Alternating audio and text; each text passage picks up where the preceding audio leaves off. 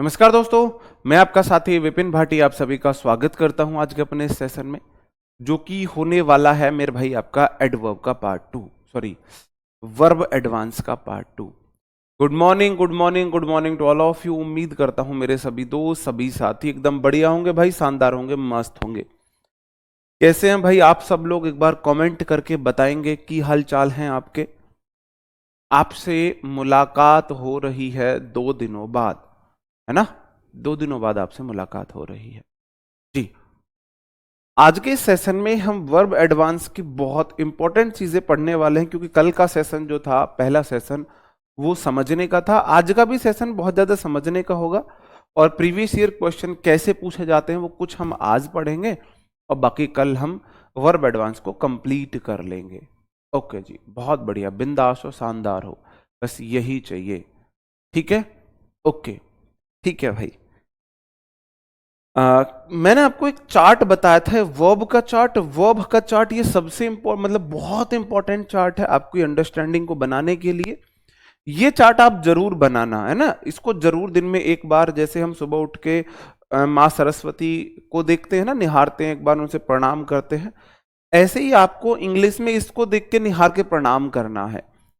Verb दो प्रकार की होती है मेरे भाई, एक होती है हेल्पिंग वर्ब, एक होती है मेन वर्ब।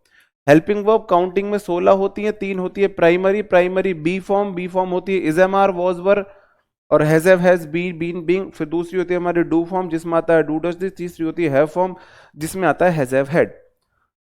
13 हमारे मॉडल्स होते हैं, 3 होती है प्राइमरी, 13 हमारे मॉडल्स होते हैं। मॉडल्स होते हैं will, would, shall, should, can, could, may, might, must, need, dare, used to, ought to. ठीक है, उसके बाद हमारी जो मेन वर्ब होती है वो होती है थाउजेंड्स। थाउजेंड्स मतलब हजारों मेन वर्ब हमारी होती हैं। ये दो प्रकार की होती है, एक होती है फाइनाइट, एक नॉन फाइनाइट। फाइनाइट मतलब जिसको खाना अच्छा पसंद हो, मतलब जो वक्त देख के, मौसम देख के, मौसम की तरह तुम भी बदल तो ना जाओगे, बदल जाती है मौसम देख के, मतलब कि सब्जेक्ट बदलने पर बदल जाएगी या टेंस बदलने पर बदल जाएगी। नॉन फाइनाइट जो फाइन नहीं ढूंढती, जिसकी है हमेशा उसकी रहती है, चाहे कैसा भी मौसम हो, कैसी परिस्थिति हो, कुछ भी हो, ये वक्त मौसम देख के नहीं बदलती है। सब्जेक्ट और टेंस का इस पे कोई फर्क नहीं होता। फाइनाइट हमारी ट्रांजिटिव, इंट्रांजिटिव होती है। नॉन फाइनाइट हमारी इन्फिनिटिव, जीरेंड और पार्टिसिपल होते हैं। मैंने कुछ क्वेश्चंस आपको दिए थे बताने के लिए कि भाई आपको बताने हैं ये हमारी ट्रांजिटिव है या इनट्रांजिटिव वर्ब है। पहला क्वेश्चन, आई लर्न, ये वाला क्वेश्चन था। इसके बाद इंग्लिश एक नाउन है, प्रॉपर नाउन है। इस वर्ब को ऑब्जेक्ट मिल गया, और जिसको ऑब्जेक्ट मिल जाए वो ट्रांजिटिव है। आप अपने क्वेश्चंस आंसर मैच करते रहना मेरे भाई, है ना? अगला question, we should not lie, modal के बाद हमेशा V1, लाई V1 है, इसको अपना ऑब्जेक्ट नहीं मिला है, इसका मतलब ये इनट्रांजिटिव है। किसी को कोई दिक्कत? किसी को कोई दिक्कत मेरे भाई? ये इनट्रांजिटिव है जी। हैप्पी ईद भाई, आप लोगों को ईद मुबारक जी। ठीक है, अगला क्वेश्चन है, ही सिंगुलर सब्जेक्ट लिव्स वर्ब है, वर्ब V5 है, सिंगुलर फॉर्म है। इन प्रेपोजिशन टोक्यो तो इसका ऑब्जेक्ट है, प्रेपो के बाद नाउन आई है, इसका मतलब ये लिव्स को ऑब्जेक्ट नहीं मिला है, ये इनट्रांजिटिव वर्ब है।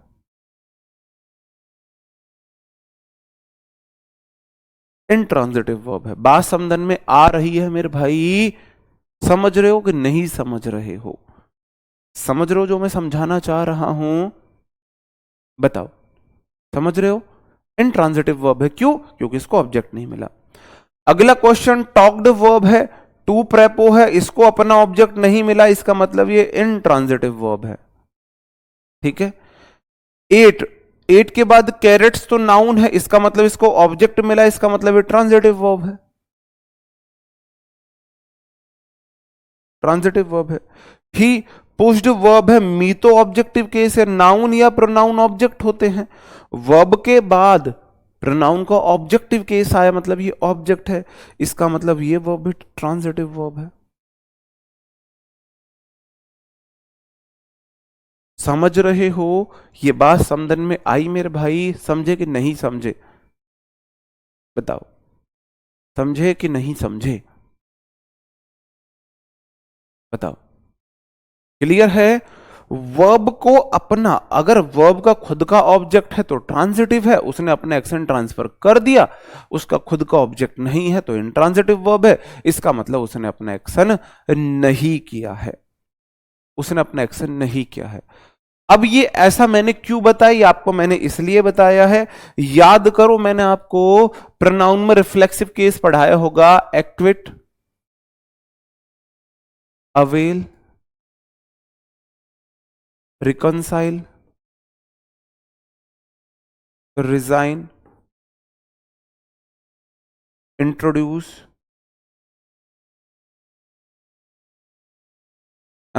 प्राइड, प्राइड, और आपका फिर मैंने आपको एब्सेंट, प्रेजेंट, इंजॉय, ये मैंने कुछ वर्ब्स बताई थी कि भाई इनको अपना ऑब्जेक्टिव केस चाहिए होता है। अगर इनके बाद ट्रांजिटिव इंट्रांजिटिव में भाई सीधा सिंपल तो है, इनका यूज हम क्यों करते हैं मैं, चलो मैं अभी बताऊंगा भाई, बहुत सिंपल है। द ट्रेन स्टॉप्ड, स्टॉप्ड क्या है, वर्ब है, और वर्ब के बाद एल वाई वाला मतलब कि ये तो एडवर्ब है, एडवर्ब है, इसका मतलब इस वर्ब को ऑब्जेक्ट नहीं मिला, नहीं मिला तो इंट्रांजिटिव है। ऐसी वर्ब जो अपने, जिनको ऑब्जेक्ट चाहिए होता है, जिनके बाद नाउन प्रोनाउन हो, वो ट्रांजिटिव वरना इंट्रांजिटिव। ट्रांजिटिव वर्ब अपना एक्शन किसी पर ट्रांसफर करती है, ट्रांसफर करती है। आई स्लेप्ड माई सेल्फ, तो आई सब्जेक्ट, स्लेप्ड वर्ब। अब स्लेप जो सब्जेक्ट ने एक्शन ट्रांसफर किया मेरे ऊपर ही, आई स्लेप्ड माई सेल्फ, तो इस स्लेप्ड यहां पर ट्रांजिटिव वर्ब हो गई, है ना? ऐसे होता है मेरे भाई। द फादर इज स्लीपिंग है यहां पर, ये यहां पे मैंने बोला था भाई ये कट करना है, स्लीपिंग है। सो डोंट लाउड, आप बोलोगे जी इज स्लीपिंग वर्ब है, यहां पे ये वाली वर्ब है, वर्ब के बाद सो आया है, डोंट लाउड आया, इसका मतलब यहां पे कहीं भी नाउन नहीं है, इसका मतलब स्लीपिंग यहां पे इंट्रांजिटिव वर्ब है, इंट्रांजिटिव वर्ब है, यहां पे सिर्फ अंडरस्टैंडिंग बना रहे हैं हम आपको, ठीक है? When we arrived, arrived verb है। Nobody was there to greet us, अब यहां पे देखो कॉमा लगा, और नोबडी नया सब्जेक्ट, वॉज नया इसकी वर्ब है, नोबडी सब्जेक्ट है यहां पर, ये इस अराइव्ड का ऑब्जेक्ट नहीं है, कॉमा है, subject verb clause one, nobody verb clause two. देखो इसको ऐसे भी लिख सकते हैं, वी अराइव्ड व्हेन, मतलब when we arrived nobody was there to greet us, nobody was there to greet us when we arrived, बाद में लिख दो, ये वाला उठा के बाद में लिख दो भाई, है ना? तो ये इसका ऑब्जेक्ट नहीं है, ये इसका ऑब्जेक्ट नहीं है, इसका मतलब ये वाली भी इंट्रांजिटिव वर्ब है। अब ये ट्रांजिटिव इंट्रांजिटिव मैंने आपको क्यों पढ़ाई, मैंने इसलिए पढ़ाई मेरे भाई, ये हमारी कुछ वर्ब्स होती हैं, ये वाली वर्ब्स मैंने आपको प्रोनाउन के रिफ्लेक्सिव केस में पढ़ाई होंगी अगर आपको याद है तो। ये वर्ब ऑलवेज ट्रांजिटिव होती हैं, ये हमारी ऑलवेज ट्रांजिटिव वर्ब है, ट्रांजिटिव वर्ब्स है मेरे भाई ये, मतलब इनको ऑब्जेक्ट चाहिए ही चाहिए, इनको ऑब्जेक्ट चाहिए ही चाहिए। मैंने क्वेश्चन आपके सामने लिखा, आई अवेल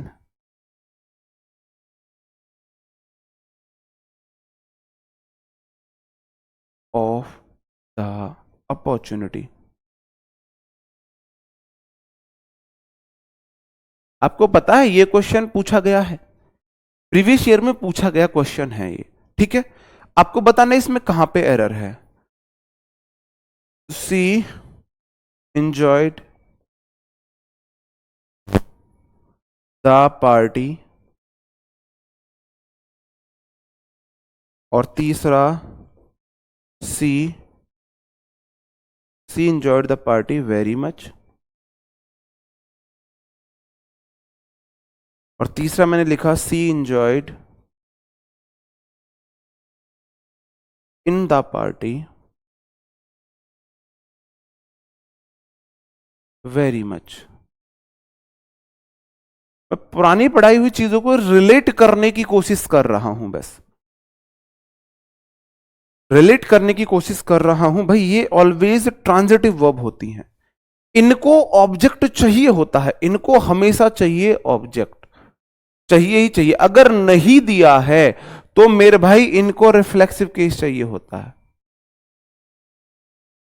रिफ्लेक्सिव केस फिर हम देंगे इनको। जैसे कि पहला क्वेश्चन है, आई सब्जेक्ट है, अवेल वर्ब है, और ये ट्रांजिटिव वर्ब, इसको ऑब्जेक्ट चाहिए, इसको ऑब्जेक्ट चाहिए, और आगे तो ऑफ लगा दी, ऑफ तो प्रेपोजिशन हो गया, ये तो प्रेपो हो गया। द अपॉर्चुनिटी तो इस प्रेपो का ऑब्जेक्ट है, इसको ऑब्जेक्ट नहीं मिला भाई, ये रह गई अकेली, और ये मर जाती है अकेली, इसको ऑब्जेक्ट चाहिए ही चाहिए। तो हम क्या करेंगे, ये सेंटेंस गलत है। तो मैंने बोला ऐसे केस में सब्जेक्ट का रिफ्लेक्सिव केस हम देते हैं, तो आई अवेल माई सेल्फ होगा सही आंसर। तो मैंने इसलिए दिया था, वो रीजन मैं आपको अब बता रहा हूं कि भाई मैं इसको रिफ्लेक्सिव केस क्यों देता हूं, क्योंकि अवेल एक ट्रांजिटिव वर्ब है, इसको ऑब्जेक्ट चाहिए होता है। अगर ऑब्जेक्ट नहीं है तो इसको मैंने ये ऑब्जेक्ट ही दिया है, माई सेल्फ ऑब्जेक्टिव केस है, ऑब्जेक्टिव केस है। नीचे वाला question, see subject enjoyed verb, the party तो उसका ऑब्जेक्ट, इंजॉयड के बाद द पार्टी तो इस इंजॉयड का ऑब्जेक्ट हो गया। भाई वर्ब को ऑब्जेक्ट मिल गया, वेल एंड गुड, सेंटेंस बिल्कुल ठीक है। क्योंकि पहले वाले में इंट्रांजिटिव वर्ब बनाएगी, जबकि ये होती है ट्रांजिटिव, तो मैंने इसको ट्रांजिटिव बना दिया ऑब्जेक्ट देके। दूसरे वाले में ट्रांजिटिव ऑलरेडी है। तीसरे वाले क्वेश्चन में क्या हुआ, सी एंजॉयड इन प्रेपोजिशन आ गया, द पार्टी इस प्रेपो का ऑब्जेक्ट बन गया इस बार। और ये बोलती है मैं तो खुद अपने आप में ट्रांजिटिव हूं, मुझे तो अपना ऑब्जेक्ट चाहिए, मुझे तो अपना। ऊपर वाले का मतलब है उसने पार्टी को बहुत एंजॉय किया, और नीचे वाले का मतलब उसने पार्टी में बहुत एंजॉय किया, पार्टी में बहुत एंजॉय किया। अब पार्टी में तो कुछ भी एंजॉय कर सकते हो, पार्टी में आपने ड्रिंक एंजॉय किया हो, डांस एंजॉय किया हो, सिंगिंग एंजॉय की हो, और आपने दूसरे की फनी फनी ड्रेसेस एंजॉय की हो, मेकअप को एंजॉय किया हो, आपने कुछ भी एंजॉय कर सकते हो आप, ठीक है। अब आप क्या बोलोगे, इसको ऑब्जेक्ट चाहिए भाई, अब नहीं दिया तो आप दे दोगे इसको हर सेल्फ। ये मैंने आपको पुराने वाली चीजें यहां पे कनेक्ट करके बता दी। ऊपर वाले में हर सेल्फ क्यों नहीं आया, क्योंकि एंजॉय को ऑब्जेक्ट मिला हुआ था। नीचे वाले में नहीं दिया तो हमने अपनी तरफ से देना पड़ेगा। तो ये मैंने वो वाली चीज यहां पे कनेक्ट की है कि ट्रांजिटिव वर्ब का यूज ऐसे होता है। ये हमारे अगर मैं आपको ट्रांजिटिव ही नहीं बताता, हो सकता है क्वेश्चन अब ट्रांजिटिव की तरफ आ जाए, क्योंकि एसएससी थोड़े थोड़े अपना लेवल को शिफ्ट कर रही है टीचिंग एग्जाम्स की तरफ। टीचिंग एग्जाम्स में पूछा जाता है वर्ब ट्रांजिटिव है, इंट्रांजिटिव है, क्या है, कैसे है, ठीक है। उम्मीद करता हूं ट्रांजिटिव इंट्रांजिटिव को आप समझे होंगे। वर्ब दो प्रकार की, फाइनाइट नॉन फाइनाइट। अब हम नॉन फाइनाइट पे आ जाते हैं। नॉन फाइनाइट हमारी तीन प्रकार की होती है। नॉन फाइनाइट वर्ब हमारी तीन प्रकार की होती है। आज हम सिर्फ जानेंगे कि इन्फिनेटिव क्या होता है, जेरेंट क्या होता है, पार्टिसिपल क्या होता है। इन्फिनेटिव, जेरेंट, पार्टिसिपल क्या होता है, हम सिर्फ ये जानेंगे, ठीक है मेरे भाई। और फिर इनका यूजेस हम अच्छे से कल देखेंगे, और आज टाइम मिला तो आज भी देखेंगे। देखो मेरे भाई, जेरेंट एक नाउन है, इसको हम नाउन वर्ब भी कह देते हैं। जेरेंट नाउन है, नाउन है, क्या है, बहुत आराम से सिर्फ समझना। क्वेश्चन कैसे आते हैं वो बाद की बात है, आप क्वेश्चन कर पाते हो नहीं कर पाते हो वो भी बाद की बात है। आपको सिर्फ ये समझना है कि क्वेश्चन मतलब ये जेरेंट है क्या। जब वर्ब की आईएनजी फॉर्म नाउन का फंक्शन करे तब वर्बल नाउन इसे बोलते हैं, जेरेंट इसे बोलते हैं। वर्ब की आईएनजी फॉर्म, वर्ब की आईएनजी फॉर्म नाउन का फंक्शन करे, जब जब ये नाउन बनेगी, नाउन सब्जेक्ट भी हो सकता है, नाउन ऑब्जेक्ट भी हो सकता है, तब मैं इसे जेरेंट बोलूंगा। नाउन क्या क्या हो सकता है किसी सेंटेंस के, नाउन किसी सेंटेंस का हो सकता है सब्जेक्ट, या फिर नाउन किसी वर्ब का हो सकता है ऑब्जेक्ट। भाई फिर भाई नाउन या तो हो सकता है किसी सेंटेंस का सब्जेक्ट, कहो हां हो सकता है, या फिर नाउन हो सकता है किसी प्रेपो का ऑब्जेक्ट, किसी प्रेपो का ऑब्जेक्ट, का ऑब्जेक्ट, या फिर नाउन हो सकता है किसी वर्ब का ऑब्जेक्ट, वर्ब का ऑब्जेक्ट।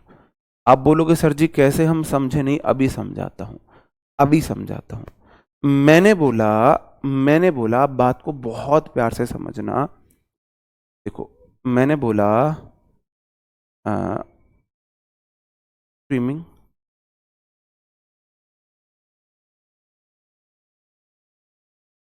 इस पहले मैं नाउन नाउन बताता हूं आपको, नाउन नाउन।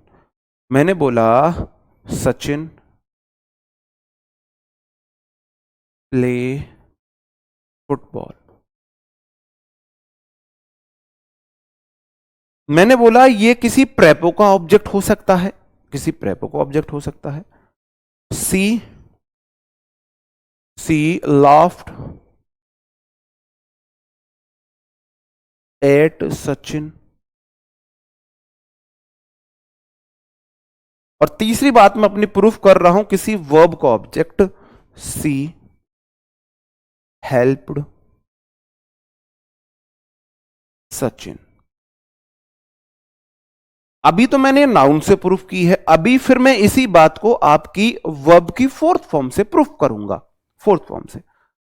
आप बोलो सर जी यहां पे सचिन क्या है, आप बोलोगे सचिन यहां पे नाउन है और ये सेंटेंस का सब्जेक्ट है।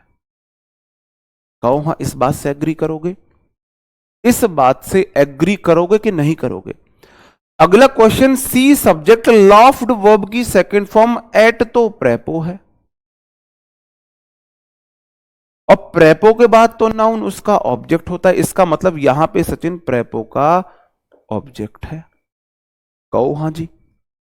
बात, मैं अपनी बात को प्रूफ कर रहा हूं, लिखेंगे नीचे इति सिद्धम हेंस प्रूव्ड। नीचे क्वेश्चन है सी हेल्प्ड, सी सब्जेक्ट है, प्रोनाउन है, हेल्प्ड क्या है? आप बोलोगे जी वर्ब की सेकंड फॉर्म है, और वर्ब के बाद नाउन क्या होता है? उसका ऑब्जेक्ट होता है। तो एक सेंटेंस में नाउन सिर्फ तीन प्रकार से आ सकती है, या तो वो बने सब्जेक्ट या वो बने ऑब्जेक्ट। ऑब्जेक्ट या तो प्रेपो के होते हैं या ऑब्जेक्ट के, किसके होते हैं? वर्ब के होते हैं। बात सही है। नाउन या तो सब्जेक्ट होता है, मैंने बना दिया सब्जेक्ट। नाउन किसी प्रेपो का ऑब्जेक्ट होता है, मैंने प्रेपो का ऑब्जेक्ट बना दिया। नाउन किसी वर्ब का ऑब्जेक्ट होता है, मैंने वर्ब का ऑब्जेक्ट बना दिया। तो सेम बात यहां पे भी लागू होगी, सेम बात यहां पे भी लागू होगी कि वर्ब की आईएनजी फॉर्म अगर नाउन बन गई तो वो सब्जेक्ट की जगह भी ले सकती है, वर्ब के बाद आईएनजी फॉर्म में भी ले सकती है, और प्रेपो की जगह भी ले सकती है। लेकिन मेन वर्ब के ऑब्जेक्ट मेन वर्ब के ऑब्जेक्ट होते हैं, हेल्पिंग वर्ब के ऑब्जेक्ट नहीं होते हैं। कभी आपने सुना है हेल्पिंग वर्ब के ऑब्जेक्ट हुए हो? हेल्पिंग वर्ब के सब्जेक्ट कॉम्प्लीमेंट होते हैं। जैसे मैंने बोला आई एम अ टीचर, आप यहां पे बोलोगे सर जी यहां पे वैसे तो हम यहां पे मेन वर्ब का काम कर रहा है, लेकिन ये तो लिंकिंग वर्ब होती है, हेल्पिंग वर्ब होती है। तो आर टीचर इसका ऑब्जेक्ट नहीं है, इसका सब्जेक्ट कॉम्प्लीमेंट है, सब्जेक्ट कॉम्प्लीमेंट। इसलिए तो मैं बोलता हूं इट इट वॉज ही, तभी तो मैं हिम नहीं लिखता, तभी तो is am are was were के बाद ही लगाता हूं, क्योंकि is am are was were को सब्जेक्ट कॉम्प्लीमेंट चाहिए होते हैं। ठीक है, ये बात भी आप समझे होंगे। अगर वर्ब की ING form fourth form noun का फंक्शन करे तो उसे हम जेरेंड बोलते हैं। अब मैं उससे नाउन के फंक्शन कराता हूं। सब्बो was swimming in the pool, इस वाले सेंटेंस में आप मुझे बताओ ये स्विमिंग क्या है? इस वाले सेंटेंस में आप मुझे बताना है ये स्विमिंग वर्ब है या ये स्विमिंग नाउन है? आप मुझे बताएंगे। You are teaching us English, इसमें टीचिंग जो है ये वर्ब है या फिर ये नाउन है? आप मुझे बताएंगे। दोनों ही सेंटेंस में, दोनों ही सेंटेंस में मैंने आपको कितनी बार बोला is am are was verb के बाद वर्ब की आईएनजी फॉर्म आती है, मैंने वर्ब की आईएनजी फॉर्म बोला है। इसके मतलब मेरे भाई यहां पे ये वर्ब है, नाउन नहीं है। नीचे वाले सेंटेंस में भी यहां पे ये वर्ब है, एक्शन कर रही है, you are teaching us English, तुम मुझे इंग्लिश पढ़ा रहे हो, तुमने एक्शन किया है पढ़ाने का। यहां पे उसने एक्शन किया था किसका? स्विम करने का एक्शन किया था यहां पे। नीचे वाले सेंटेंस में भी ये वर्ब है, नाउन नहीं है। तो जब भी इज एम आर वॉज वो के बाद आईएनजी आएगी तो वो क्या हो जाएगी? वो वर्ब रहेगी। लेकिन अगर किसी सेंटेंस में, अब मुझे बताओ, इन वाले सेंटेंस में आईएनजी फॉर्म यहां पे है, अब मुझे बताना बहुत प्यार से कि ये मेरे भाई वर्ब है या नाउन है। अब मुझे बताना ये वर्ब है या नाउन है। बताओ मेरे भाई, वर्ब है या नाउन है? बताओ।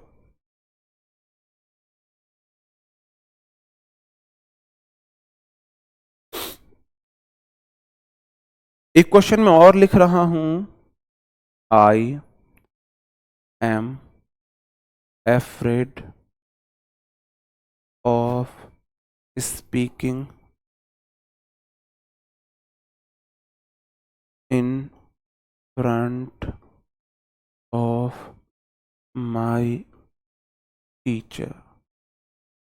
एम मत लिखो, वॉज लिखो, रियलिटी से बताता हूं भाई। सच में ही हम अपने टीचर के सामने बात करने से, बोलने से बहुत डरते थे, थर थर थर थर कांपते थे हम। और आज के बच्चे तो टीचर को ही ज्ञान दे दे, आज के स्टूडेंट तो टीचर को ज्ञान देते हैं कि भाई ऐसे नहीं पढ़ाते सर जी, ऐसे पढ़ाओ, है ना। अब आप मेरी बात समझना, बहुत प्यार से हम बात को समझेंगे। आप बोलोगे जी सर जी आई सब्जेक्ट है, लव वर्ब है, V1 है, तो वर्ब के बाद ये हेल्पिंग वर्ब के बाद तो नहीं आई है, ये मेन वर्ब के बाद आई है। आई लव व्हाट, व्हाट का आंसर मिल रहा है, I love what, I love what. जैसे क्वेश्चन है I love you, I love what, you. जैसे मैंने क्वेश्चन बोला आई लव सब्बू, या मैंने बोला आई लव हर। आप बोलोगे विद इन सेकेंड, बिना सोचे, सर जी यहां पे सब्बो ऑब्जेक्ट है, सर जी यहां पे हर ऑब्जेक्ट है। कैसे पता चला? वर्ब के बाद नाउन ऑब्जेक्ट होता है, ऑब्जेक्ट होता है। अब क्वेश्चन करो I love what, I love क्या, मैं पसंद करता हूं क्या, लव करता हूं क्या, आप बोलो जी सब्बो, ये तो नाउन है, इसका मतलब ये इसका ऑब्जेक्ट है। I love what, what, I love her, answer मिला हर। अगर लव वर्ब के बाद व्हाट का आंसर मिल जाए तो वो तो उसका ऑब्जेक्ट होता है। इसका मतलब आई लव व्हाट, आप बोलोगे जी स्विमिंग, आप बोलोगे जी स्विमिंग, इसका मतलब स्विमिंग यहां पे इस लव का ऑब्जेक्ट है। और जब भी ये ऑब्जेक्ट बनेगी इसको हम जेरेंड बोल देंगे, क्योंकि ऑब्जेक्ट तो नाउन होता है मेरे भाई, ऑब्जेक्ट तो नाउन प्रोनाउन होता है, ऑब्जेक्ट तो नाउन प्रोनाउन होता है। आपने बोला आई लव, मैंने लव के बाद पूछा व्हाट, आपने बोला स्विमिंग, व्हाट का आंसर मिल गया, उसका ऑब्जेक्ट होता है। और ऑब्जेक्ट तो नाउन होता है, प्रोनाउन तो हो नहीं सकता। इसका मतलब मैंने अपनी बात प्रूफ कर दी। यहां पे स्विमिंग मेन वर्ब में आईएनजी नाउन बन गई, जब भी मेन वर्ब में आईएनजी नाउन बनेगी उसे जेरेंड बोलेंगे। वर्ब एडवांस बहुत मुश्किल है समझना, क्वेश्चंस करा दूंगा, समझना मुश्किल है, समझने पे मैं फोकस कर रहा हूं। क्वेश्चन कैसे आते हैं वो करा दूंगा, क्वेश्चंस आप कर लोगे। क्वेश्चंस करना रट्टे मारने जैसा है, लेकिन समझना ये थोड़ा मुश्किल है। अगला, teaching is a noble profession. भाई what is a noble profession? अब यहां पे टीचिंग मतलब पढ़ाना नहीं है कि आई एम टीचिंग यू, यहां पे टीचिंग मतलब वो टीचिंग एक प्रोफेशन की तरह दिखाया गया है। आप बोलोगे जी is am are was were के बाद, is am are was were से पहले तो सब्जेक्ट आता है, इसका मतलब टीच तो वर्ब थी, लेकिन आईएनजी लगा के मैंने उसको नाउन बना दिया है और सब्जेक्ट बन गया है। तो जेरेंड जैसे ही नाउन बना, नाउन तो सब्जेक्ट भी हो सकता है, नाउन तो ऑब्जेक्ट भी हो सकता है, ऑब्जेक्ट आपका वर्ब का भी हो सकता है, प्रेपो का भी हो सकता है। ठीक है मेरे भाई, बात समझ में आ रही है? हाँ, प्रैक्टिस भी होगी। ठीक है, अगला क्वेश्चन, मैंने बोला swimming is my favourite exercise. तो swimming is my favourite exercise में मैंने यहां पे स्विमिंग तैरने को बताया, इसका मतलब यहां पे स्विमिंग नाउन है। जब भी वर्ब की आईएनजी फॉर्म नाउन का फंक्शन करेगी, जेरेंड उसे हम बोल देंगे। और नाउन जैसे ही बनी वो सब्जेक्ट की जगह भी आ सकती है, ऑब्जेक्ट की जगह भी आ सकती है, प्रेपो की जगह भी आ सकती है। धीरे धीरे फिर मैं आपको ले जाऊंगा क्वेश्चन कहां से बनते हैं। I subject, was verb, afraid adjective, of preposition, और स्पीक तो वी1 होता है, स्पीक वी1 होता है ना, स्पीक वी1 होता है। स्पीकिंग यहां पे क्या है? स्पीकिंग मेरे भाई वर्ब की आईएनजी फॉर्म है, और वर्ब की आईएनजी फॉर्म जेरेंड होती है। कब? जब वह हो नाउन। यह वर्ब की आईएनजी फॉर्म नाउन का फंक्शन करते हैं, उसी को तो जेरेंड बोलते हैं। इन प्रेपोजिशन फ्रंट एडजेक्टिव आपका नाउन बना, ऑफ प्रेपोजिशन माय टीचर उसका ऑब्जेक्ट बना। क्लियर है मेरे भाई? क्लियर है मेरे भाई? अब देखो, आप बोलोगे सर जी आप ये बात हमें क्यों पढ़ा रहे हो? डांसिंग, यहां पे डांस वी1 है, लेकिन डांसिंग क्या है? यहां पे नाउन है, सब्जेक्ट है। व्हाट मेक्स मी हैप्पी, मुझे कौन हैप्पी बनाता है? आप बोलोगे जी डांसिंग, डांस करना, डांस करना, इसका मतलब ये नाउन है, जेरेंड है। तो वर्ब की आईएनजी फॉर्म मेरे भाई नाउन बन सकती है, कब? अगर वो हेल्पिंग वर्ब के बाद नहीं आई है तो। आप बोलोगे सर जी कैसे पहचानेंगे? अगर मेरे भाई वो इजेमार वॉजवर के बाद नहीं आई है, या फिर वो परफेक्ट कॉन्टिन्यूअस टेंस में नहीं आई है, तो वहां पे वो क्या है? वो जेरेंड है। अब देखो क्वेश्चन ऐसे है, अब देखना भाई क्वेश्चन आप ही करोगे, क्वेश्चन आप ही करोगे, क्वेश्चन आप ही करोगे। ये 3 क्वेश्चन 4 क्वेश्चन मैंने आपसे पूछे, question number 1, question number 2, question number 3, question number 4, बहुत बार ये पूछे गए हैं, बहुत बार ये क्वेश्चन, ये वाले रूल से बहुत क्वेश्चन पूछे जाते हैं। बस मेरा फर्ज था आपको रट्टा लगाना नहीं, समझाना मेरा फर्ज था। चारों क्वेश्चन में आपको बताना है गलती कहां पे है, सही आंसर होगा, रीजन के साथ बताना है। सिर्फ आंसर बताना सही नहीं होता है। हाँ जी,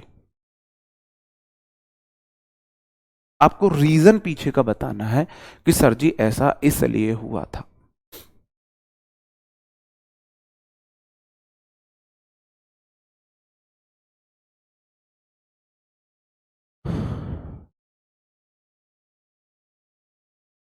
हाँ, बट के बाद भी किया जाता है, वहां पे बट प्रेपोजिशन होता है, बट प्रेपो बन सकता है।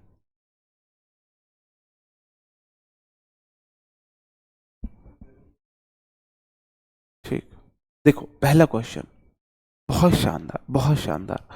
आप बोलोगे सर जी आई सब्जेक्ट है, एम यहां पे हेल्प मतलब वर्ब है, फॉन्ड एडजेक्टिव है, ऑफ तो प्रेपो है, और सर जी प्रेपो को चाहिए ऑब्जेक्ट, और ये तो वर्ब है। अब मैं ऑब्जेक्ट कैसे बनाऊं? वर्ब की आईएनजी फॉर्म, वर्ब की आईएनजी फॉर्म ऑब्जेक्ट बन सकती है, नाउन बन सकती है। प्रेपो बोलता है मुझे चाहिए ऑब्जेक्ट, और ऑब्जेक्ट होता है या तो हो नाउन और या हो प्रोनाउन। प्रेपो बोलता है मेरे को ऑब्जेक्ट चाहिए, प्रेपो बोलता है, डुगु बोलता है, डुगु नहीं बोलता है, यहां पे प्रेपो बोलता है। अब डुगु बोलता है वो पीछे गया, अब प्रेपो बोलता है पे आओ, प्रेपोजिशन बोलता है मुझे चाहिए ऑब्जेक्ट। अब आप बोलो सर जी ऑब्जेक्ट होता है या तो नाउन या प्रोनाउन, अब मेरे पास है वर्ब, क्यों ना मैं इस वर्ब को नाउन बना दूं। अब वर्ब को नाउन बनाने के लिए क्या करना है? उसमें आईएनजी लगा दूं। तो मेरे भाई मैंने इसको सिंगिंग कर दिया, हो गया सही। जैसे ही मैंने इसको सिंगिंग किया ये नाउन बन गया। अब प्रेपो को ऑब्जेक्ट मिल गया, ऑब्जेक्ट मिल गया, खुश जी भैया, सारे के सारे खुश हैं। समझे ना रीजन? समझे मैंने क्यों किया, मैंने सिंगिंग क्यों किया? क्योंकि प्रेपोजिशन को ऑब्जेक्ट चाहिए होता है, वर्ब की फर्स्ट फॉर्म तो ऑब्जेक्ट नहीं है। क्यों ना मैं वर्ब को नाउन बना दूं तो ऑब्जेक्ट बन जाएगा। भाई प्रेपो को ऑब्जेक्ट चाहिए, ऑब्जेक्ट होता है नाउन, मेरे पास है वर्ब, वर्ब को नाउन बना दिया, वर्ब की आईएनजी फॉर्म नाउन होती है। सेम वही रूल यहां पे लगा हुआ है। सी वॉज एफ्रेड ऑफ, आप बोलोगे जी ऑफ क्या है, ऑफ प्रेपोजिशन है। प्रेपो को चाहिए होता है नाउन, ये तो वर्ब है। प्रेपो बोलता है मैं ना मानू, मुझे तो नाउन चाहिए। चूना आईएनजी लगा के इसे नाउन बना दे, बना दो मेरे भाई नाउन।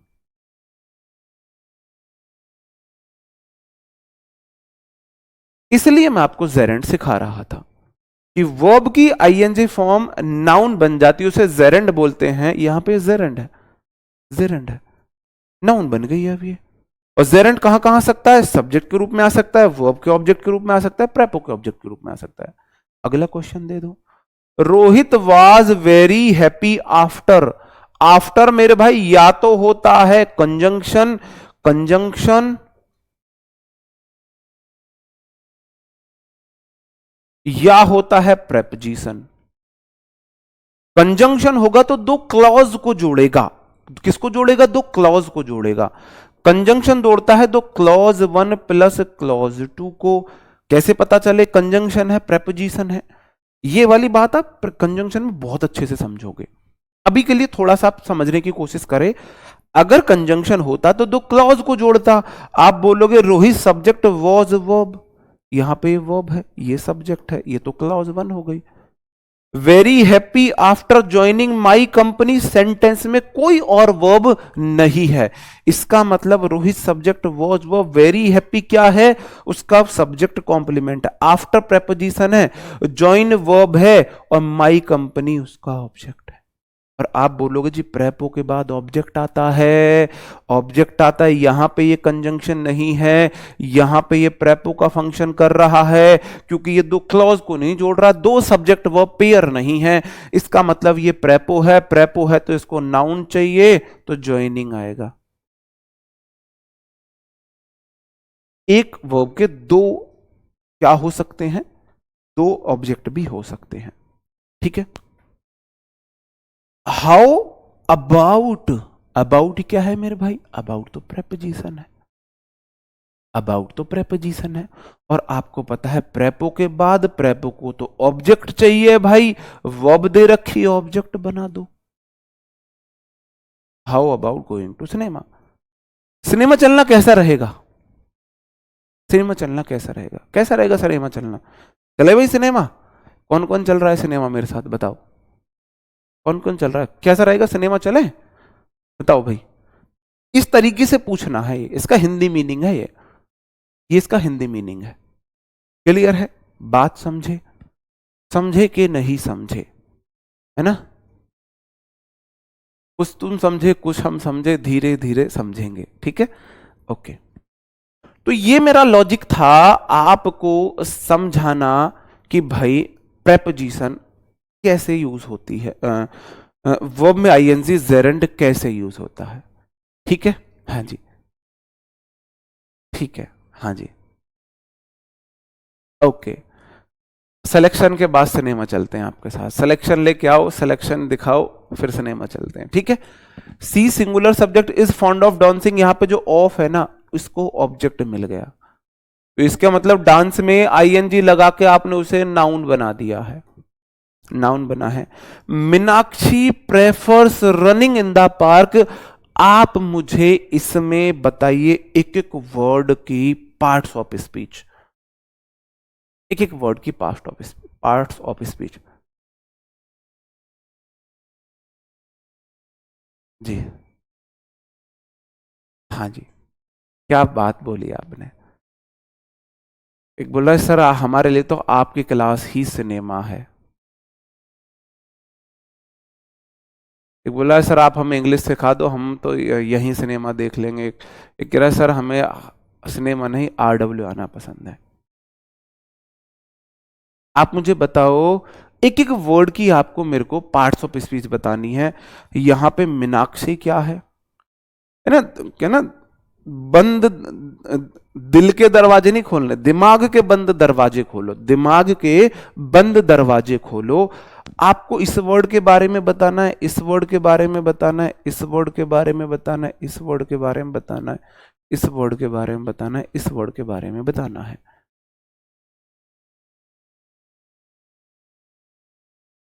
नहीं, क्वेश्चन गलत है,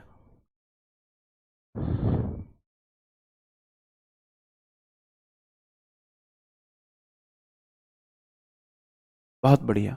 विश्वजीत सिंह भाई, आपने कुछ आंसर सही दिए। देखो, मीनाक्षी एक नाउन है, मीनाक्षी एक नाउन है, नाउन में भी ये प्रॉपर नाउन है क्योंकि किसी स्पेशल का नाम है, स्पेशल का नाम है, समझ रहे हो? ठीक है, मीनाक्षी एक नाउन हो गया। अब नाउन है तो यहां पे फंक्शन कर रहा है सब्जेक्ट का। जब आप इतने तरीके से चीजें समझने लगोगे, सोचने लगोगे, जब आप इतने तरीके से चीजों को सोचने समझने लगोगे, तो आपको इंग्लिश सीखने से नहीं, इंग्लिश टीचर बनने से कोई नहीं रोक सकता। आप भी मेरी तरह इंग्लिश के टीचर बन जाओगे अगर आप इतने तरीके से चीजों को सोच समझ सकते हो तो। मीनाक्षी नाउन है, नाउन में प्रॉपर नाउन है, प्रॉपर नाउन में कैपिटल लेटर से स्टार्ट होता है, प्रॉपर नाउन के साथ हम आर्टिकल का यूज नहीं करते हैं, गुण बताने होते हैं तो कर सकते हैं, और प्रॉपर नाउन हमेशा सिंगुलर ही होती है। प्रेफर वर्ब है, ये वर्ब की फर्स्ट फॉर्म है, इसमें एस या ईएस लगा के इसको मैंने V5 बना दिया है, ये प्रेजेंट इंडेफिनिट टेंस में आती है, ये प्रेजेंट इंडेफिनिट टेंस में आती है। अब वर्ब के बाद दूसरी वर्ब में आईएनजी लगी, इसका मतलब ये जेरेंड फॉर्म है, ये V4 है, यहां पे ये वर्ब की फोर्थ फॉर्म है जो बनी हुई है नाउन और जिसे हम बोलते हैं gerund. Meenakshi prefers what, Meenakshi क्या प्रेफर करती है? आप बोलोगे जी रनिंग, दौड़ना पसंद करती है, दौड़ने को प्रेफर करती है। जब आप दो चीजों में तुलना करते हो ना तो टू लगाते हो। I prefer tea to coffee, I prefer one noun to दूसरी नाउन, वन नाउन टू दूसरी नाउन। अब आप बोलोगे सर जी सर इन यहां पे मेरी प्रेपो है, इन यहां पे मेरी प्रेपो है। दा यहां पे आर्टिकल है, आर्टिकल भी है, एडजेक्टिव भी है, डिटरमिनर्स भी है। क्यों? पार्क मेरे यहां पे नाउन है, कॉमन नाउन है, नाउन है, कॉमन नाउन है। थोड़ा सा मैं बीच में आपको पुरानी चीजों का रिवीजन करा रहा हूं। पार्क कोई भी पार्क हो सकता है, इसलिए कॉमन नाउन है। कॉमन नाउन प्लूरल भी हो सकता है, सिंगुलर भी, यहां पे ये सिंगुलर है, ठीक है। अब देखो, अब थोड़ा से दिमाग के दरवाजे खोल के देखो। आप बोलोगे सर जी अब मैंने ये इतनी सारी बातें क्यों लिख दी इसके बारे में? द आर्टिकल है, आर्टिकल नाउन के लिए आता है, नाउन के लिए आने वाली कोई भी चीज एडजेक्टिव होती है, और ऐसे एडजेक्टिव जिनकी डिग्रियां नहीं होती उसे हम डिटर्मिनर्स भी बोल देते हैं। तो दा को आप आर्टिकल बोलो, दा को आप एडजेक्टिव बोलो, दा को डिटर्मिनर बोलो, तीनों बात सत्य हैं, तीनों बात सत्य हैं। अब मुझे बताओ, आप सारी चीजें समझे, एक सेंटेंस का इसको पोस्टमार्टम करना बोलते हैं, पोस्टमार्टम करना बोलते हैं। क्या आप ऐसे वर्ड्स का, जब आप खुद से ऐसे पोस्टमार्टम करने लगोगे ना, फिर आप मेरे से तो छोड़ो, किसी भी टीचर से आप पढ़ लेना, आपको सब समझ आने लगेगा। स्टार्टिंग में ये पोस्टमार्टम करना होता है, मैं स्टार्टिंग में आपको कराता तो शायद आपको चीजें समझ नहीं आती, नहीं, प्रेपो नहीं आएगी। जब आप किसी एक चीज के बारे में बोलते हो तो जब आप प्रेप किसको चाहिए, इसको चाहिए नाउन। जैसे कि आई प्रेफर टी, मैं आई प्रेफर टू टी तो नहीं बोलता, आई प्रेफर टी। जब मैं दूसरी से तुलना करूंगा तो मैं टू बोलूंगा, ठीक है। मीनाक्षी नाउन, नाउन में प्रॉपर नाउन, प्रॉपर नाउन का पहला लेटर कैपिटल बनता है, प्रॉपर नाउन हमेशा सिंगुलर होती है, प्रॉपर नाउन काउंटेबल होती है। प्रेफर्स वर्ब है, वर्ब में एस लगा के सिंगुलर बनाया क्योंकि सब्जेक्ट सिंगुलर है, ये प्रेजेंट इंडेफिनिट टेंस में आती है। प्रेफर को ऑब्जेक्ट चाहिए होता है, आई प्रेफर टू टी नहीं बोलता, आई प्रेफर टी बोलता हूं। और मेरे भाई ऐसे ही रनिंग क्या है, यहाँ पे जेरेंड है, वर्ब की फोर्थ फॉर्म है, जेरेंड बनी है, नाउन बनी है। इन प्रेपोजिशन है, दा पार्क है, और द आर्टिकल है, आर्टिकल में भी एडजेक्टिव, एडजेक्टिव को डिटर्मिनर क्योंकि इसकी डिग्रियां नहीं है, और पार्क मेरा कॉमन नाउन है, कॉमन नाउन सिंगुलर प्लूरल दोनों होता है, और द आर्टिकल किसी भी नाउन के साथ आ सकता है। ये सब चीजें थी, मैं किसी स्पेशल पार्क की बात कर रहा हूं इसलिए द पार्क मैंने बोला। इना पार्क, ये मीनाक्षी है, ये मीनाक्षी है भाई। यहां एक पार्क है, यहां एक पार्क है, यहां एक पार्क है, और एक पार्क 1 किलोमीटर दूर है। तो पार्क 1, पार्क 2, पार्क 3, पार्क 4। अगर मैंने बोला इना पार्क, इसका मतलब है एक पार्क में, किसी दिन वो इसमें जा रही है, किसी दिन इसमें जा रही है, किसी दिन इसमें जा रही है, किसी दिन इसमें जा रही है। अगर मैंने आ पार्क बोला है, आ मतलब इंडेफिनिट नाउन के साथ आता है, निश्चित नहीं है कौन सी, कोई भी हो सकता है, या तो एक पार्क, अब एक में ये भी हो सकता है, ये भी, ये भी, ये भी, कोई के सेंस में। अगर मैंने दा पार्क बोला है, इसका मतलब किसी में निश्चित पार्क की बात कर रहा हूं मैं, किसी, अब देखो ये नहीं पता कौन सा वाला है, लेकिन जो भी है कोई एक ही है, वो एक ही पार्क में जाती है। दा निश्चित नाउन के लिए आता है, तो दा पार्क मतलब किसी निश्चित नाउन की मैं बात कर रहा हूं। ये चीज आप एडजेक्ट उसकी इसमें पढ़ोगे, आर्टिकल में पढ़ोगे। तो अब मेरे से आप सारे भेद यहीं पे मत खुलवाइए, है ना, सारे भेद आप यहीं पे मत खुलवाइए मेरे से, ठीक है? समझे? अब चीजें समझे? हाँ ठीक है मेरे भाई, ओके। अब देखो मेरे भाई, थोड़ा सा यूज मैं आपको इन्फिनेटिव कब बता दूं, इन्फिनेटिव आप समझते हो, फिर मैं तुलना करके दोनों की आपको बताऊंगा। एक काम कर लेते हैं, एक काम कर लेते हैं ना, पहले हम सिर्फ जेरेंड जेरेंड की यूज पढ़ लेते हैं। जेरेंड का यूज कहां पे होता है मेरे भाई? जेरेंड का यूज होता है जब भी हम कोई चेतावनी देते हैं, या हम कोई प्रोहिबिटेड एक्शंस के लिए बोलते हैं, प्रोहिबिटेड एक्शंस के लिए बोलते हैं, या हम हैबिचुअल एक्शंस की बात करें, एक्टिविटीज की बात करें, तो मेरे को जेरेंड का यूज करना होता है, तो मेरे को जेरेंड का यूज करना होता है। जेरेंड, अगर मैं किसी चीज पे रोक लगा रहा हूं, निषेध लगा रहा हूं, चेतावनी दे रहा हूं, तो मैं जेरेंड का यूज करूंगा। अगर मैं किसी चीज के हैबिचुअल एक्शन या एक्टिविटी की बात कर रहा हूं, तो मैं जेरेंड का यूज करूंगा। क्वेश्चन आपके सामने है, to smoke is prohibited here, लेकिन नहीं आएगा समझ, सॉरी, रुको रुको, अभी ये वाली चीज आप अभी इग्नोर करो, अभी आप ना ये वाला रूल पढ़ो, नहीं वो भी नहीं समझोगे आप, आपको इन्फिनेटिव बताना ही पड़ेगा। अब हम पहले इन्फिनेटिव देख लेते हैं। पता है इन्फिनेटिव मैं कहां से पढ़ा रहा हूं? मैं इन्फिनेटिव यहां से पढ़ा रहा हूं, देखो ये सब हम पढ़ चुके हैं, ये वाला पार्ट हम पढ़ चुके हैं वर्ब का, ये वाला पार्ट हम वर्ब का पढ़ चुके हैं, ये वाला पार्ट ट्रांजिटिव इंट्रांजिटिव में पढ़ चुका हूं, मैंने आपको जेरेंड पढ़ा दिया है नॉन फाइनाइट में। अब मैं आपको इन्फिनेटिव पढ़ा रहा हूं, इन्फिनेटिव पढ़ा रहा हूं। जेरेंड के आगे लिख लेना वर्ब में आईएनजी, और इन्फिनेटिव के आगे लिख लेना 2 + V1। मैं बहुत बार बोलता हूं ना आपसे, मैंने कितनी बार आपसे बोला होगा, कितनी बार आपसे बोला होगा, 2 के बाद V1 आती है, 2 के बाद V1 आती है, 2 के बाद V1 आती है। भाई साहब 2 के बाद V1 इन्फिनेटिव होता है, 2 के बाद V1 इन्फिनेटिव होता है, बात सेम वही है। 2 के बाद V1 नाउन का फंक्शन करती है। देखो जब वर्ब आईएनजी फॉर्म करे नाउन का फंक्शन, तो उसे बोल देते हैं जेरेंड, और जब 2 + V1 करे नाउन का फंक्शन, उसे बोलते हैं इन्फिनेटिव, इन्फिनेटिव बोल देते हैं। और नाउन सब्जेक्ट की जगह भी आ सकती है, ऑब्जेक्ट की जगह से भी आ सकती है, प्रेपो के बाद भी आ सकती है।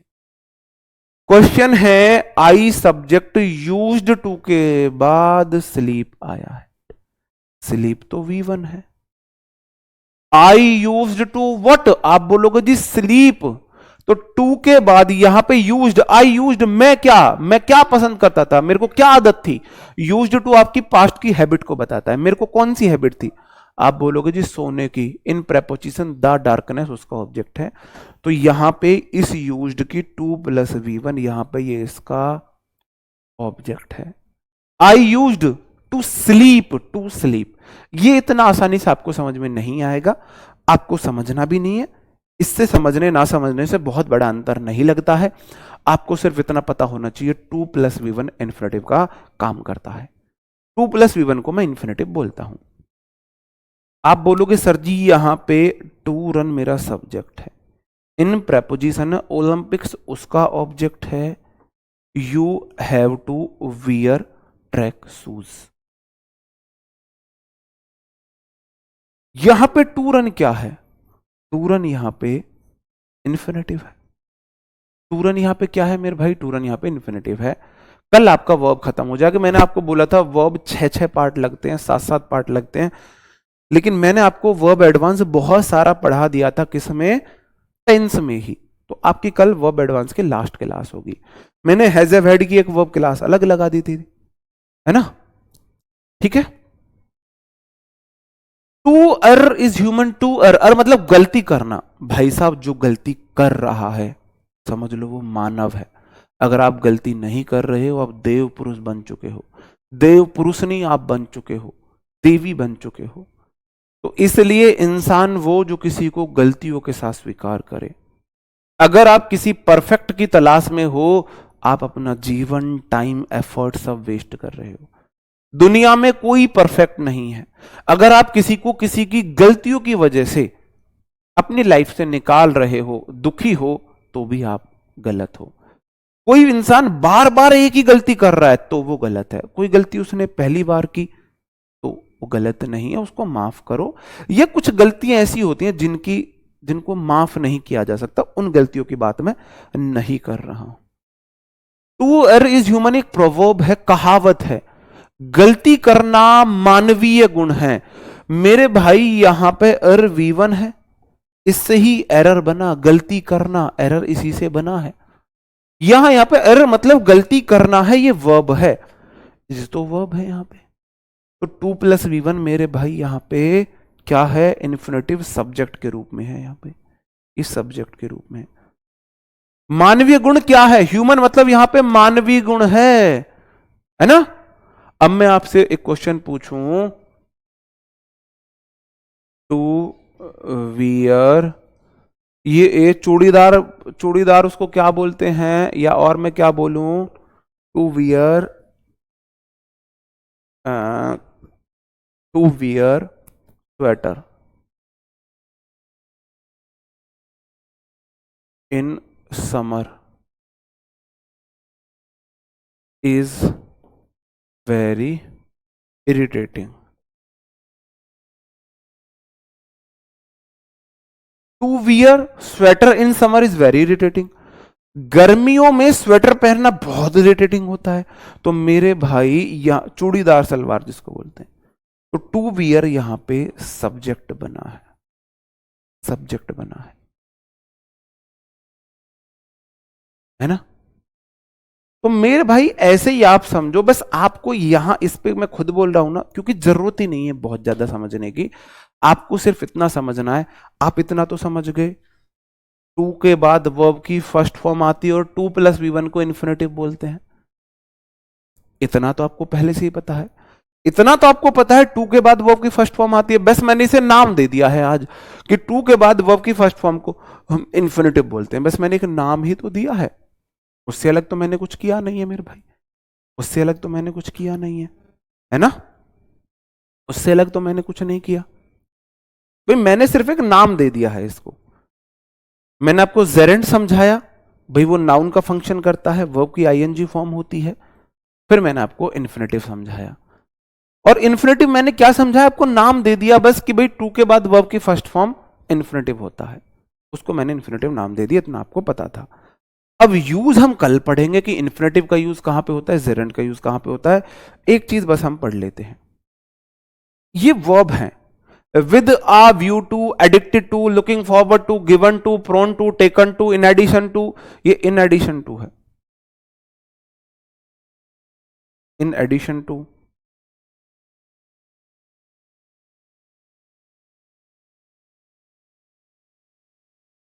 Object to, devoted to, accustomed to, owing to, इन सब की मैंने हिंदी लिखी हुई है। आप मुझे बताओ इनके बाद क्या आना चाहिए? इनके बाद क्या आना चाहिए? Always singular. Geraint always singular, infinitive case always singular. Geraint हमेशा सिंगुलर होता है, हमेशा सिंगुलर होता है। जब वो नाउन बनेगा हमेशा सिंगुलर होगा। स्विमिंग हमेशा सिंगुलर होगा, स्टडिंग हमेशा सिंगुलर होगा, डांसिंग हमेशा सिंगुलर होगा, रीडिंग हमेशा सिंगुलर होगा, टीचिंग हमेशा सिंगुलर होगा। To read, to dance, to swim, to er हमेशा सिंगुलर होगा, क्योंकि एक एक्शन के बारे में बता रहे हैं। स्विमिंग कितने एक्शन है? एक एक्शन है। आपका सबकॉन्शियस माइंड बोलेगा कि सर जी इनके बाद, टू के बाद आपने बोला वर्ब की फर्स्ट फॉर्म आती है। यही बात को आपको याद रखना है। इनके बाद प्लस V1 नहीं आती है। इन वर्ब्स के बाद आईएनजी आती है। इनका पीछे का रीजन भी बता देता हूं मैं। ये आपकी प्रेपोजिशन का काम यहां पे कर रही होती है। ये तो मेरे को समझाना था। आपको पता था इनके बाद टू के बाद हमेशा V1 आती है। मैंने बोला एक जगह नहीं आती, वो मैं आपको बता दूंगा, वही ये जगह है। 95% केसेस में टू के बाद V1 आती, 95 नहीं 99% केसेस में टू के बाद V1 आती है। 99% केसेस में, 1% केस ये वही है। इनमें मेरे भाई बिल्कुल ख्वाहिश अगर चांद की करो तो कबूलना उसका दाग भी होगा। बिल्कुल हाँ, हम हमेशा अपनी तरफ से ही बनाते हैं शायरी, कुछ फेर बदल करते ही करते हैं उसमें। इनके बाद आनी चाहिए वर्ब की फर्स्ट फॉर्म, लेकिन आती है आईएनजी। क्यों? क्योंकि यहां पे टू प्रेपो का फंक्शन कर रहा होता है। विद अ व्यू टू, ये प्रेपोजिशनल फ्रेज बना। विद अ व्यू टू एक प्रेपोजिशनल फ्रेज बना। Addicted to, looking forward to, grown, given to, prone to, taken to, ये मेरे भाई एक प्रेपोजिशनल फ्रेज होते हैं। ठीक है, इनसे रिलेटेड क्वेश्चन मैं आपसे पूछ लेता हूं।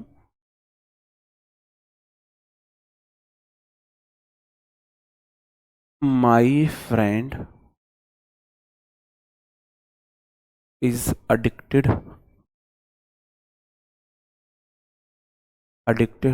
to smoke। आपको बताना है गलती कहां पे है, गलती कहां पे है।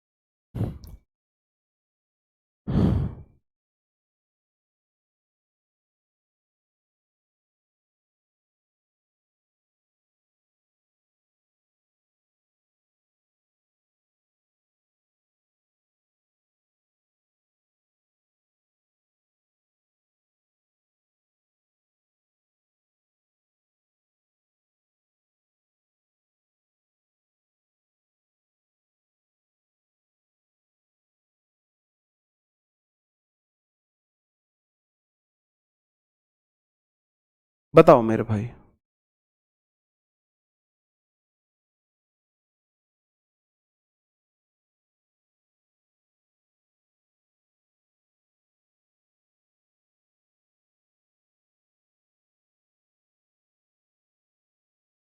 तीन क्वेश्चन, ये तीन से ही आप समझ जाओगे। आप बोलोगे सर जी अभी आपने बताया कुछ वर्ब है, बहुत ज्यादा वर्ब नहीं है। माई को नाउन चाहिए, फ्रेंड नाउन है, इज वर्ब है, एडिक्टेड वर्ब की सेकंड फॉर्म है, लेकिन इसके बाद जैसे ही टू आया तो एडिक्टेड टू के बाद V1 नहीं आती, स्पेशल केस वाला स्मोकिंग आएगा, V4 आएगा। इन वर्ब्स के बाद जेरेंड इन्फिनेटिव ना के, इन वर्ब्स के बाद देखो अगर 2+V1 होता तो हम इन्फिनेटिव बोल देते। यहां पे जेरेंड आता है, वर्ब में आईएनजी मतलब जेरेंड आता है,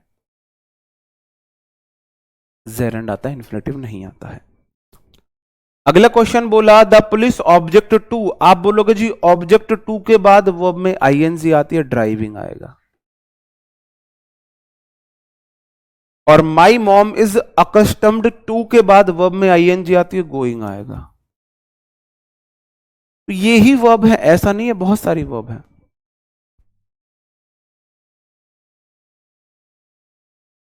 ये ही वर्ब है, बहुत ज्यादा वर्ब नहीं है। ऐसा नहीं है भाई साहब आपको हजारों वर्ब या 100-200 वर्ब याद करनी है, सिर्फ इतनी सी वर्ब ही याद करनी है।